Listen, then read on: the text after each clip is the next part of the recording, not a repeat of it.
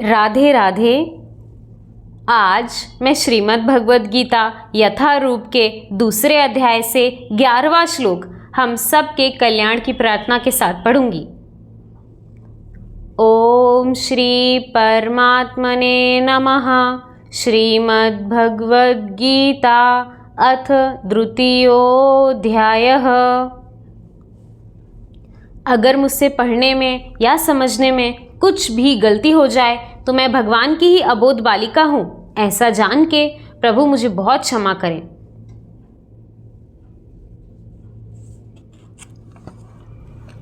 दूसरा अध्याय गीता का सार 11वां श्लोक। श्री भगवान उवाच अशोच्याननवशोच्यस्त्वं प्रज्ञावादंश्च भाषसे गतासून गतासुंश्च नानुशोचन्ति पंडितः। श्री भगवान ने कहा, तुम पांडित्यपूर्ण वचन कहते हुए उनके लिए शोक कर रहे हो जो शोक करने के योग्य नहीं हैं।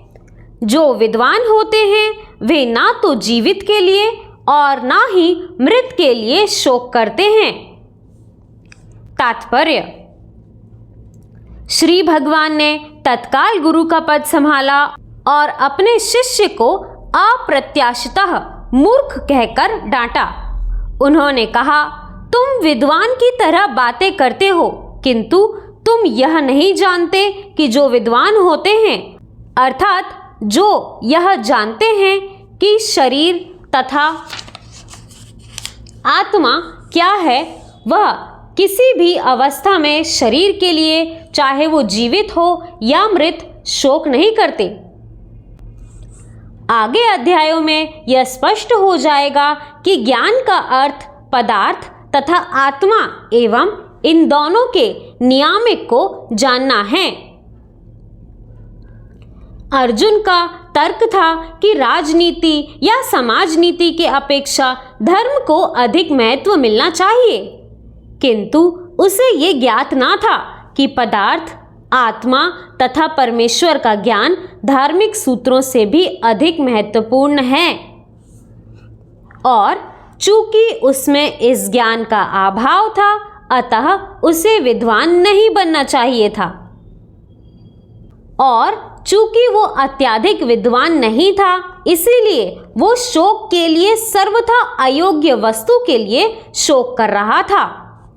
यह शरीर जन्मता है और आज या कल इसका विनाश निश्चित है, अतः शरीर उतना महत्वपूर्ण नहीं है जितनी कि आत्मा है। जो इस तत्व को जानता है वही असली विद्वान है और उसके लिए शोक का कोई कारण नहीं हो सकता। राधे राधे।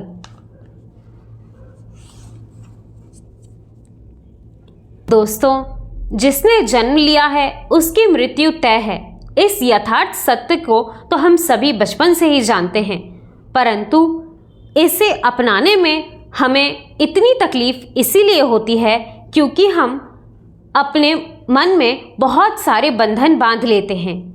ये शरीर मेरा है, ये रिश्ते मेरे हैं, ये संबंधी मेरे हैं और इनसे मेरा आत्मा का जुड़ाव है। इस भ्रम की वजह से हम अपने लिए दुखों का पहाड़ खड़ा कर लेते हैं।